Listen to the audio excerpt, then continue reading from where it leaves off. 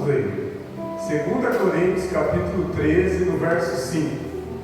Examinai-vos a vós mesmos, se permaneceis na fé. Provai a vós mesmos, porventura, não sabeis que, no que diz respeito a vós mesmos, Jesus Cristo está em vós, a não ser que sejais reprovados. Deixa a Bíblia aberta, vamos orar. Meu Deus e meu Pai, fala conosco, que haja graça, revelação, que haja poder em cada verso da Escritura. Pai, eu não falo de mim, mas do Evangelho de Cristo, do Evangelho do Senhor. Toma a tua igreja em tuas mãos, faz a tua vontade, o teu querer, nos ensina nessa noite, nos corrige, nos exorta, transmite para nós a tua palavra, pelo poder de Deus, através do Espírito Santo. Amém. Pode se sentar. Obrigado. Segunda epístola ou carta de Paulo aos Coríntios, no final da carta, aqui no capítulo 13, é o final da carta de Paulo aos Coríntios. Ele está encerrando a segunda carta a qual ele enviou aos Coríntios. E ele vai dizer aqui no verso 5, para começar o texto: examinai-vos a vós mesmos, se permaneceis na fé. Paulo ele enviou diversas cartas a Corinto, a igreja de Corinto. Ele enviou as epístolas, as cartas, e aqui ele está dizendo: depois de tudo que eu ensinei vocês, examine a vós mesmos se vocês ainda permanecem na fé. Depois de tudo que foi dito, tudo que foi falado, tudo que foi ensinado, quanto eu corrigi vocês, o quanto eu exortei, o quanto eu ensinei, aleluia, pela palavra de Deus, pelo Espírito, examine vós mesmos, examinai-vos a vós mesmos, se permaneceis na fé a qual vocês iniciaram na igreja, a qual vocês iniciaram na presença de Deus. Não estou entendendo, pastor. Vê se você está na mesma fé de quando você se converteu. Quando a gente se converte, a maioria das pessoas, ou diria todas elas, estão vivendo o quê? Quando se converte? Primeiro amor. Todos estão no primeiro amor. Você quer vir na igreja todo dia, quer participar de tudo, você quer louvar, você quer adorar, você quer trabalhar, você quer fazer a obra, quando você inicia na igreja. E aqui ele está falando: examina agora, pois, a vós mesmos, se vocês ainda permanecem na mesma fé de tudo aquilo que eu já ensinei vocês, desde a conversão de vocês. Amém? E se a gente for examinar, irmãos, muitos já não estão na mesma fé. A fé que nos move, aleluia, é a fé verdadeira, a fé em Jesus Cristo. Fé, esperança, confiança. Você não pode perder a esperança, não pode perder a confiança, tem que manter a fé. Qual fé? De que Jesus virá, aleluia, para arrebatar a igreja, de que Jesus virá, aleluia, para trazer o juízo, aleluia, sobre essa terra. Então, se você acredita, se você tem fé, se você confia, você permanece, aleluia, com a mesma fé de quando você começou. Você não pode fraquejar na fé, desanimar na fé. A Bíblia vai dizer: sem fé é impossível agradar a Deus. Para agradar a Deus tem que ter fé. Fé é acreditar, é esperar e ter confiança em tudo aquilo que nós aprendemos até aqui. E eu vou voltar no verso 1 para você entender. 2 Coríntios 13, 1. Esta é a terceira vez que vou ter convosco. Olha só, Paulo falando, o apóstolo Paulo. Já é a terceira vez que eu vou até vocês, a igreja em Corinto. Já é a terceira vez. E essa aqui seria a última vez dele. Não teria uma quarta vez. A terceira e última vez de Paulo na igreja aos Coríntios. Então entenda, ele vai dizer, vai começar a carta. Amém? Terceira vez que vou ter convosco, pelo testemunho de 2 ou 3 testemunhas, toda a palavra é confirmada. Ele está falando, eu tenho 2 ou 3 ou mais, eu tenho testemunhas, que eu estive aí com vocês 3 vezes. Tem testemunha, 2 ou 3 ou até mais. No caso aqui, tinha mais. Mas ele vai dizer, eu tenho testemunha de tudo que eu falei, de tudo que eu enviei para vocês, de tudo que eu deixei registrado e de tudo aquilo que eu ensinei vocês nessas 3 vezes que eu estive aí na igreja de Corinto. Aleluia! Terceira vez que eu fui ter convosco. E ele vai seguir o verso 2. 2 Coríntios 13, verso 2. Já vos adverti antes. Olha aí. Eu já vos corrigi antes. Adverti, corrigi. Eu já identifiquei erros aí em vocês. Erro no que? Na doutrina. Erro no que? No modo de vida cristã. Aqui ele está falando com a igreja de Corinto. Aqui ele está falando com os irmãos que se converteram em Corinto, nesta igreja. Já é a terceira vez. E ele vai falar, e eu já tinha advertido, eu já tinha corrigido vocês antes, mesmo estando ausente. Uai, como que ele corrigiu se ele estava ausente? Ele foi lá 3 vezes, mas ele falou, quando eu não estava, eu enviava as cartas. 3 vezes ele teve pessoalmente. E o que ele falou pessoalmente, ele falou muita coisa nessas 3 vezes. Mas além de ter passado lá 3 vezes, ficado com os irmãos um tempo, ensinado a igreja, ele falou, já escrevi 3 epístolas, 3 cartas para vocês, que foi passada para vocês, tudo que eu escrevi e tudo que eu já falei aí para vocês, nas vezes que estive aí. E agora, eu estando ausente, digo aos que pecaram anteriormente e a todos os demais, que se retornar outra vez, já não vos pouparei. Olha só, ele identificou o pecado na igreja. Eu já corrigi os que pecaram antes. E estou falando de novo, eu não vou poupar vocês da próxima vez. Olha só que interessante, irmãos. Amém?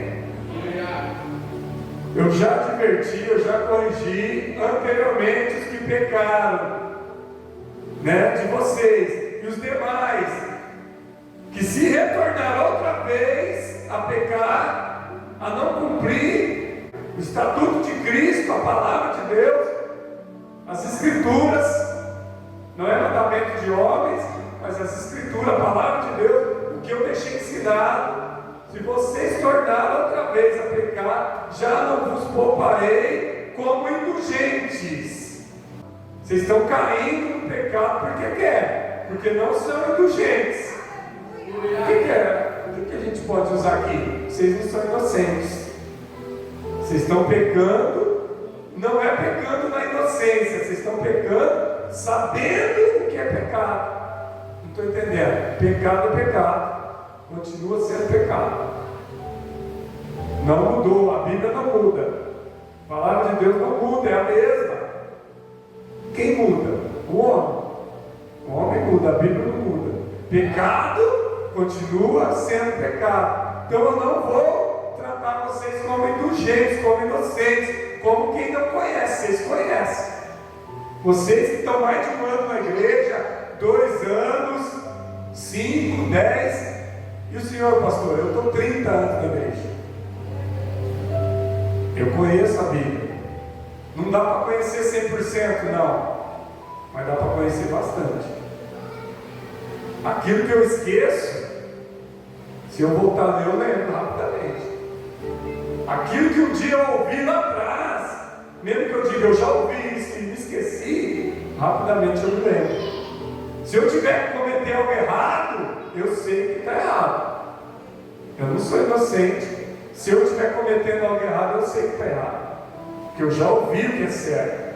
Eu sei o que é certo, eu sei o que é errado.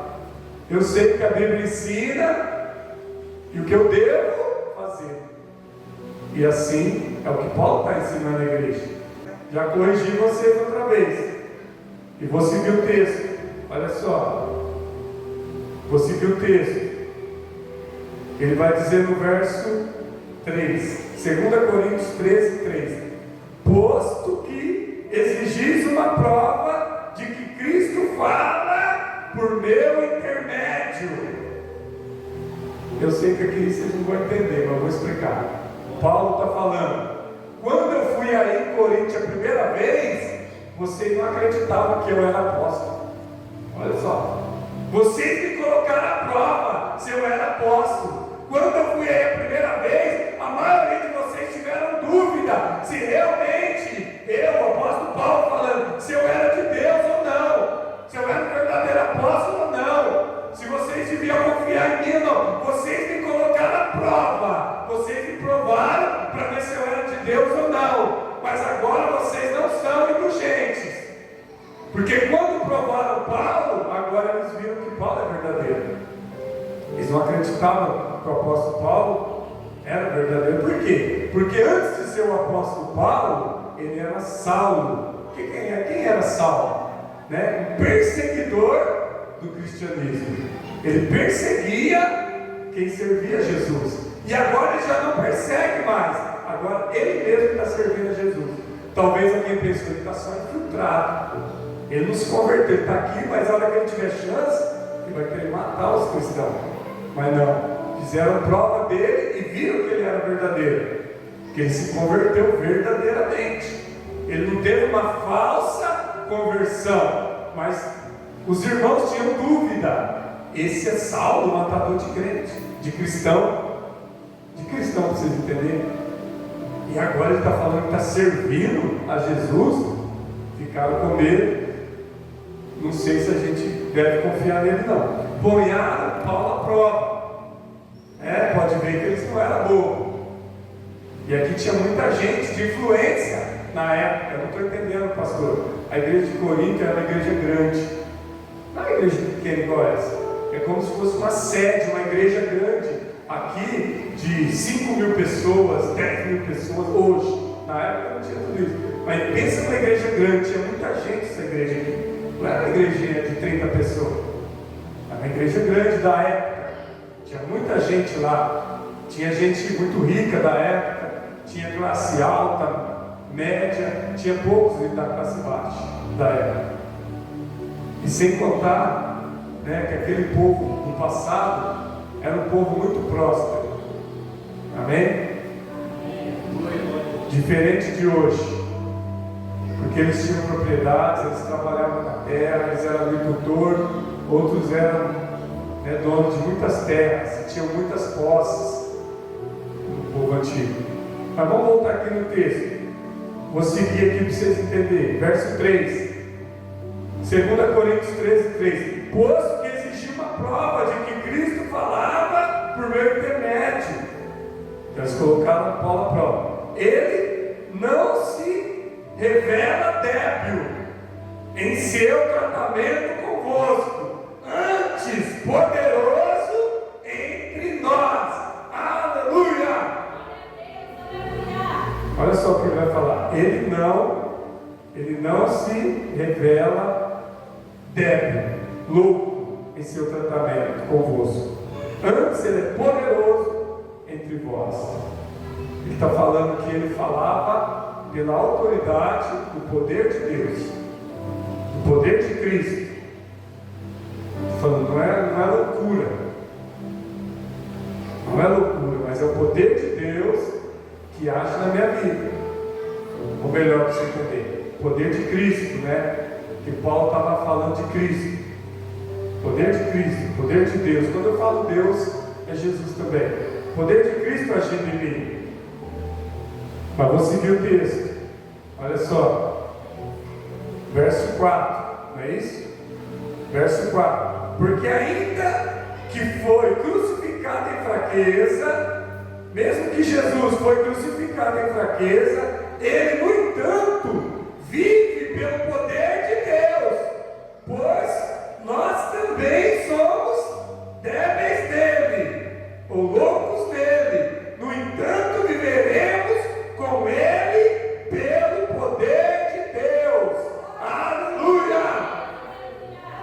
Da mesma forma que Cristo foi crucificado, demonstrando fraqueza. Que fraqueza que Jesus demonstrou? Ele se entregou, ele não lutou. Ele não lutou, ele se entregou. Então a gente pode entender. Ele não fez força nenhuma para lutar, ele se entregou. Aí alguém vai dizer que foi fraqueza, ele foi fraco. Pensando dessa forma. Amém? Presta atenção. Aqui não é que Paulo está dizendo, eu penso isso de Jesus. Não é que Paulo pensa de Jesus.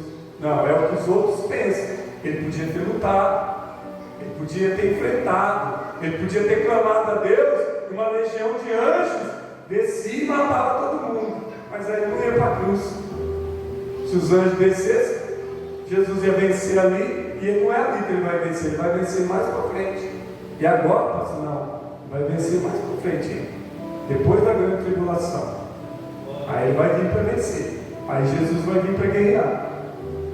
Mas não chegou essa hora. Aqui ele tinha que se entregar. Aqui ele tinha que dar a sua vida para que nós, que aceitamos ele como Salvador, tivéssemos vida nele. Por quê? Porque em Cristo, na crucificação, a redenção é o que, pastor? Perdão. Redenção é perdão dos nossos pecados.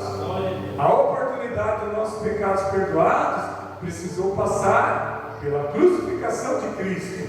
Então o que parecia fraqueza, ele ter se entregado, né? E agora está dizendo, eu vou ler de novo para você entender. Verso 4. Porque ainda que foi crucificado em fraqueza, ele no entanto, o que é no entanto? É o que aconteceu depois da crucificação. No entanto, ele vive agora, pelo poder de Deus. Aleluia! Ele vive. Ah, mas ele não morreu na cruz. Mas no entanto, ele morreu na cruz. Mas ao terceiro dia, Deus o ressuscitou. E Paulo está dizendo, ele vive pelo poder de Deus. E aí ele vai dizer, nós também somos considerados loucos nele. Como assim? A loucura do Evangelho. Tem gente lá no mundo que acha que os crentes é louco, que fica na igreja servindo a Jesus, dando glória a Deus, gritando, adorando, perdendo tempo aqui de terça, quinta e domingo, mas não está perdendo tempo. Ah, esse povo é louco de ir na igreja, está chovendo, fica em casa. Né? As pessoas acham loucura. Mas essa loucura que as pessoas acham, ele não conhece. Não estou falando dos crentes desviados, não. Os desviados que saíram da igreja não são indulgentes, eles conhecem. Né? E eles estão correndo que risco? Os desviados estão correndo risco, porque eles conhecem a verdade. Conhecereis a verdade e ela vos libertará. Jesus é a verdade. Deus não tem o culpado por inocente. Não tem. Culpado é culpado. Culpado do quê? De ter pecado. Todos pecaram. Destituídos estão na glória de Deus. Mas aí Jesus vem, né, para trazer, aleluia, para trazer a oportunidade, a redenção na cruz do Calvário, na morte de cruz, no sacrifício de cruz, no sacrifício de sangue derramado, pacto de Cristo com Deus. O que é isso, pastor? A nova aliança no sangue de Cristo. E a nova aliança no sangue de Cristo começa na cruz, no Calvário, está aqui na Bíblia, é o Novo Testamento. A partir do Novo Testamento Testamento, que começa em Cristo, de Mateus a Apocalipse. A nova aliança no meu sangue. O início da igreja cristã, em Cristo. O cristianismo começa em Cristo, no primeiro século. Cristo, então, agora subiu a glória pelo poder de Deus e começou quem a pregar o Evangelho? Os apóstolos. Os apóstolos pregaram, e aqui Paulo está pregando aos gentios. E até hoje o Evangelho está sendo pregado. Isso parece o quê? Débil, parece loucura, mas é o poder de Deus. Então eu vou seguir o texto. Pois nós também somos débeis nele, loucos por Cristo. No entanto, viveremos com ele pelo poder de Deus. Assim como Cristo, aleluia, foi ressuscitado pelo poder de Deus, está à direita do Pai. Paulo está falando que nós também, parece loucura, mas viveremos nele, pelo poder de Deus. Pelo poder de Deus, nós viveremos em Cristo. Aleluia. Eu vou dizer, nós já vivemos em Cristo, aqui na terra, e nós vamos viver com Ele na eternidade. Aleluia. Mas começa aqui na terra, comunhão. Ele vai dizer: quem não comer da minha carne, não beber do meu sangue, não tem parte comigo no reino dos céus. Comer carne, beber sangue, o que é isso, pastor? É a comunhão. É a ceia, a comunhão. Estar em comunhão, estar unido com Cristo. Cristo é a cabeça, a igreja é o corpo de Cristo. E nós, como corpo de Cristo, o corpo de Cristo tem vários membros. O que é vários membros? O pé tem uma função, a mão tem uma função, o olho, a boca. Cada membro do corpo tem uma função. E na igreja, os membros de Cristo, cada um tem uma função. Todo mundo é pastor? Não. Todo mundo é diácono? Não. Todo mundo é membro da igreja? Aí não tem quem prega. Se todo mundo for pastor também, só tem pastor, não. Então tem várias funções na igreja. Desde o membro ao pastor, diversas funções no corpo de Cristo, para que o corpo de Cristo funcione corretamente. O corpo de Cristo não tem só mão, só perna, tem todos os departamentos. Pastor não está entendendo nada. Parábola, só entende quem é de Cristo, quem não é, não entende. Estou fazendo uma parábola do corpo humano com o corpo de Cristo igreja, separado. Comparar o corpo humano com o corpo de Cristo espiritual. Cristo é a cabeça e nós somos o corpo de Cristo espiritual. Por que fala que Cristo é a cabeça? Porque é Ele que controla todo o corpo. Amém? O cabeça é quem controla o corpo. A mente, o cérebro, que está ligado aonde? Ao coração.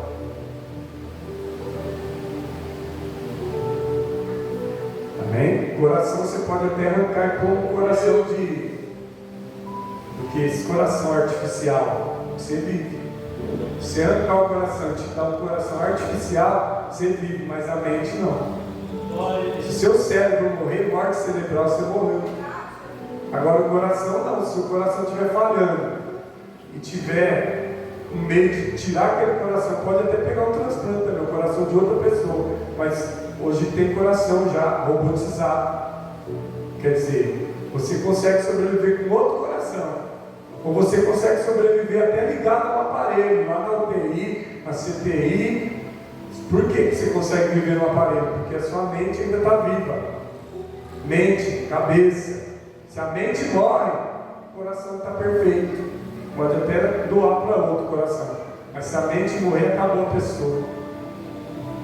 É a mente que controla todo o corpo. É a mente que controla todo o corpo. Amém? Não é o coração. É a mente. Por isso que Cristo é o cabeça. A mente. Aquele que governa o corpo espiritual, a igreja, os membros da igreja. Mas que isso não dá para explicar, né? Amém? Estou parecendo professor aqui de ciência, de física, mas vamos voltar aqui no texto. Vamos voltar aqui, verso 5, onde eu li, não é? Verso 5, onde eu li. 2 Coríntios 13, 5. Examinai-vos a vós mesmos, se permaneceis na fé, provai a vós mesmos, porventura não sabeis do que diz respeito a vós mesmos. Jesus Cristo está em vós, a não ser que sejais reprovados. Bom, nós, como filhos de Deus, como igreja, que eu disse que nós somos igreja, o corpo de Cristo é a igreja, como filhos de Deus, nós estamos em Cristo, a igreja está em Cristo, Cristo é a cabeça, a igreja está em Cristo. Mas tem uma questão aqui: se a gente for reprovado, nós não podemos ser reprovados. Vou ler de novo. Examinai a vós mesmos se permaneceis na fé. Nós temos que estar na fé verdadeira, salvífica, fé em Cristo. Provai a vós mesmos, porventura não sabeis que no que diz respeito a vós mesmos, Jesus Cristo está em vós, a não ser que sejais reprovados. Jesus está em nós, na igreja, como cabeça da igreja. Ele está em nós. Igreja não é parede não, irmãos. Parede aqui é um salão comercial, um salão. Aqui é igreja, amanhã pode ser um açougue, pode ser um mercado, aqui é parede, igreja. A igreja é o povo de Deus, as pessoas. Nós não podemos ser reprovados. Pastor, mas como que eu vou ser reprovado? Você está sendo provado para ver se você é aprovado. E se você não é aprovado, você é reprovado. Não estou entendendo. Quem já tirou carta, sabe? Você vai tirar carta. Se você passar na carta, você é aprovado e pega o documento, a CNH. Se você reprovar, você tem que tentar de novo. E se você reprovar e desistir, você ficou reprovado, nunca pegou o documento. E se você vai estudar na escola, você precisa passar, você precisa ter boas notas, você precisa aprender, saber ler, saber escrever, e bem nas provas, você ser aprovado. Tá, não tem nada a ver, mas vamos lá. Os cristãos têm que ser aprovados. Pastor, mas vai ser aprovado o quê? Na CNH, na escola? Na Bíblia. Mas tem que ser aprovado na Bíblia, dentro da palavra. Se você não cumprir a palavra, você vai ser reprovado. Pastor, mas é muito grande a Bíblia. Mas junta tudo que dá para entender que dá para cumprir, dá. É grande, mas dá para cumprir. Só pensa uma coisa, não estou entendendo. Faz o que é certo, não faz o que é errado. A Bíblia ensina a fazer o certo. A Bíblia ensina a fazer o que é certo, o que é correto, o que é verdadeiro. A Bíblia é o manual, a instrução do crente. Aqui a gente sabe o que é certo, o que é errado. E aqui a gente sabe que pecado é pecado. E que pecado leva logo à condenação. E a Bíblia vai dizer: todo que crê em Jesus será salvo, mas o que não crê será condenado.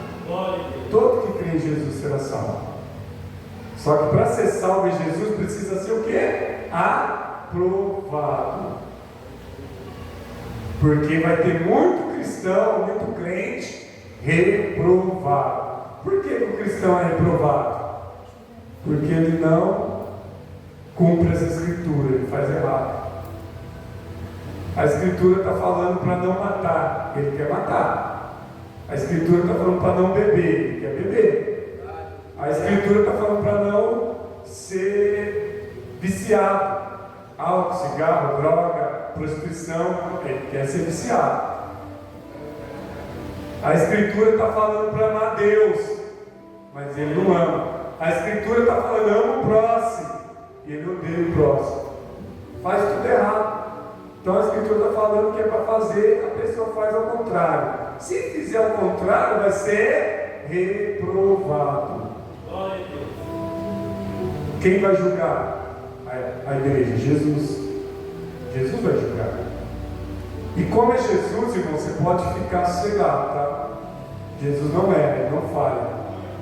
Ele é onisciente. Tudo que a gente faz escondido, Jesus sabe. Tudo que a gente faz, Jesus sabe. Tudo que a gente pensa, Jesus faz, sabe. Jesus sabe tudo que a gente pensa. O que vai acontecer amanhã, Jesus já sabe. Eu vou falar. Jesus já sabe se o pastor Marcos vai para o céu. Jesus já sabe se o pastor Marcos vai estar no inferno, queimando e rangendo os dentes. É bonito falar de mim, né? Mas Jesus sabe também. Jesus sabe cada um. Cada um aqui Jesus sabe. Se vai ser aprovado ou reprovado, se vai estar no céu ou se vai para o inferno. Jesus sabe. Então pode ficar tranquilo que o julgamento vai ser justo. Jesus é justo no julgamento.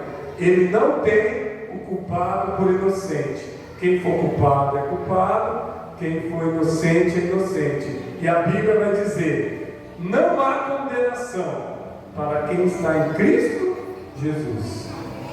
Jesus, ele não quer condenar ninguém.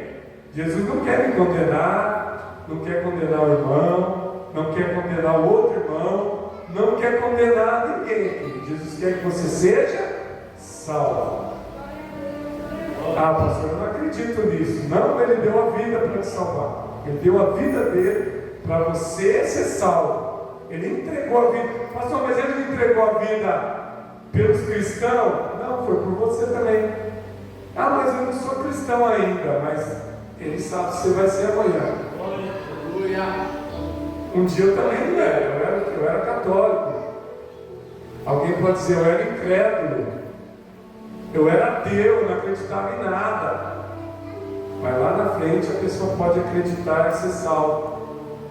A Bíblia vai dizer que os últimos poderão ser os primeiros. Às vezes a pessoa chegou por último e foi para o céu.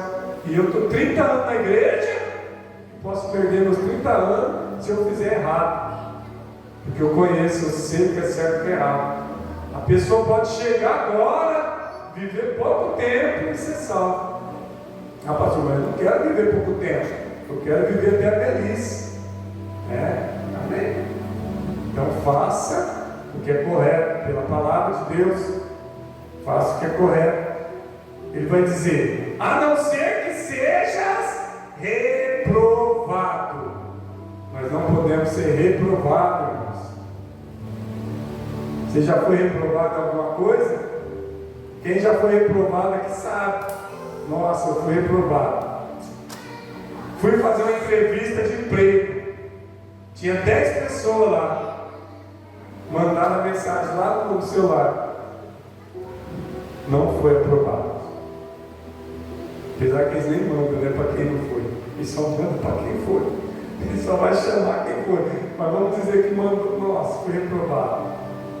Olhou meu currículo lá, escolheu outras pessoas que estavam lá, mas eu fui reprovado. Não me chamou. Não é ruim ser reprovado, né? Na igreja também. Nós não podemos ser reprovados, irmão. Pastor, mas é difícil ser aprovado, não é não? Não é não, a Bíblia fala que o reino dos céus é dos simples e dos humildes. O reino dos céus é dos mais simples. Quem for mais simples na igreja, mais humilde, mais simples, aquele que teme a Deus, aquele que ama a Deus de verdade, ama o próximo, obedece a Bíblia, não vive aí na lama do pecado. Não tem como essa pessoa, tem que ser salva, tem que ir para o céu, porque é impossível que Jesus fez todo o sacrifício na cruz para nada. Não, ele fez para salvar a humanidade, para salvar. É que o homem é, eu posso dizer, mas quando eu falo homem, é mulher também, tá? Eles desprezam muito, né, o sacrifício da cruz. Não estou entendendo, não precisa entender. A pessoa não dá valor do que Cristo fez, despreza, não dá valor. Eu nem sabia, pastor, que isso aí tinha valor, Cristo morrer. Eu nem sabia que isso tinha algum valor. Tem um valor para quem vai para o céu, irmão. Se ele não tivesse morrido, as pessoas desdenham, não valorizam o sacrifício da cruz. E aqui está falando que nós é débil, louco. Quem que é o débil louco que Paulo está falando? É aqueles que crêem nisso, que crêem na cruz, na crucificação, a loucura da cruz, do Evangelho da cruz. Isso é loucura. É loucura, né? Para os que perecem, mas para nós o que é? É loucura para os que perecem, mas para nós, qual que é a loucura para nós? É o poder de Deus. Para nós essa loucura é o poder de Deus. Para quem não crê, é loucura para quem perece. E para nós a loucura é o poder de Deus. Há poder, irmãos, no sangue de Jesus derramado. Há poder no sangue de Jesus derramado na cruz. Aquilo ali foi um sacrifício de sangue para salvar a humanidade, para trazer a humanidade de novo para a comunhão com Deus. Tinha cortado a comunhão. Nós não ia ter chance, né? Só os judeus, que é o povo de Deus, e nós, dos outros países, o gentio. Hoje nós temos chance por Cristo. Ele deu oportunidade para todos. Todos que creem em Jesus será salvo. Todo que crê em Jesus será salvo. Todos que creem no sacrifício da cruz será salvo. Amém? Então é isso. Nós não podemos. Eu vou ler o verso 6. Mas eu espero que compreendas que nós não vamos reprovados, né? Ou melhor, ainda não. Amém? Ainda não. Quer dizer, Paulo está falando, nós não fomos reprovados, mas não podemos ser. Vou ler o verso 7. Rogamos a Deus que não façais mal algum, não para que nós pereçamos aprovados, mas para que façais o que é correto, ainda que nós sejamos vistos como reprovados. Alguém pode falar, esse povo está reprovado, essa igreja está tudo reprovado. Alguém pode dizer que você está reprovado, alguém pode achar que você está reprovado, mas nós ainda não fomos reprovados. Não estou entendendo, por que ainda não? Porque nós estamos vivos. Então, se tiver alguém aqui reprovado, tem chance ainda. Chance do quê? De melhorar. Para ser aprovado tem que melhorar. Amém? Então nós ainda não fomos, nós estamos lutando para ser aprovado. Nós estamos nos esforçando. O que a Bíblia vai dizer? Negue-se a si mesmo, tome a sua cruz e siga-me. Então nós estamos lutando para ser aprovado. Nós estamos negando nós mesmos. Nós estamos pegando a nossa cruz e carregando rumo, né? Rumo à vida eterna. Nós já negamos a nós mesmos, mas tem gente que não negou a si mesmo, tem gente que não negou a si mesmo, tem gente que não está carregando a cruz. Pastor, eu tenho que carregar um pedaço de madeira. Não é isso. É na sua vida espiritual. Negar é negar a si mesmo, é negar aquilo que te separa de Deus. O que me separa de Deus? Pecado. Fazer coisa errada separa de Deus. Mas tem que negar nós mesmos. Não é a minha vontade. Ixi, a minha vontade é muita coisa. E às vezes tem coisa ruim na minha vontade. Mas é a vontade de Deus pela palavra. A vontade de Deus é que eu me santifique. O que Paulo vai dizer? Já não vivo eu, mas Cristo vive em mim. Nós temos que ser assim também. Nós temos que ser como Paulo. Cristo vive em mim. Se Cristo vive em mim, eu tenho que dar um bom testemunho de Cristo. Ah, pastor, eu vejo cada crente aí não tem nada de Cristo. Verdade. Está reprovado. Está sendo. Mas nós ainda não podemos dar assim. Está reprovado, está condenado. Não é nós que julga. Quem vai julgar é o próprio Cristo. Ah, eu acho que está reprovado. Eu também acho. Se tem crente aí fora fazendo errado, se tem crente aqui dentro fazendo errado, se o pastor que você está pregando está fazendo errado, vai ser reprovado. Mas vai, futuro aí. Tem chance ainda. Vai. E se cair duro aqui, pá, caiu, morreu. Amanhã é o velório, às 2h. Vai velar essa noite inteira, vai para o velório à noite, amanhã enterra. Acabou, está no juízo. Esse já não tem mais. Chegou a hora, chamou pela senha. Mas fora isso, todos têm chance. Está sendo reprovado, mas ainda pode ser aprovado. Mas vamos para o lado bom. Isso que estão sendo aprovados. Oh, maravilha. Estou sendo aprovado. Vou para o céu. Cuidado que amanhã você pode cair. Vigia, ora. Porque se amanhã você cair, não adiantou nada, perdeu tempo. Amém? Então, irmãos, a vida do cristão ela é diária. Paulo vai dizer: quando estou fraco, estou forte. Por quê? Porque o poder de Deus se aperfeiçoa nas minhas fraquezas. Aleluia! Eu tenho que reconhecer que eu sou fraco, mas Jesus é forte. Não adianta eu falar, eu sou forte. Ixi, o pastor Marco é forte demais, já está no céu. Esse aí é um anjo lá, sai para lá, irmãos. É um pecador, um comedor de arroz e feijão. Quando morrer vai feder carniça, a mesma coisa. Todo mundo fede carniça quando morre. Tem que enterrar logo. Morreu, enterra logo, porque vai começar a feder. Se jogar o cadáver ali, nem os urubu não quer, de tanto que fede. E assim é para todos nós.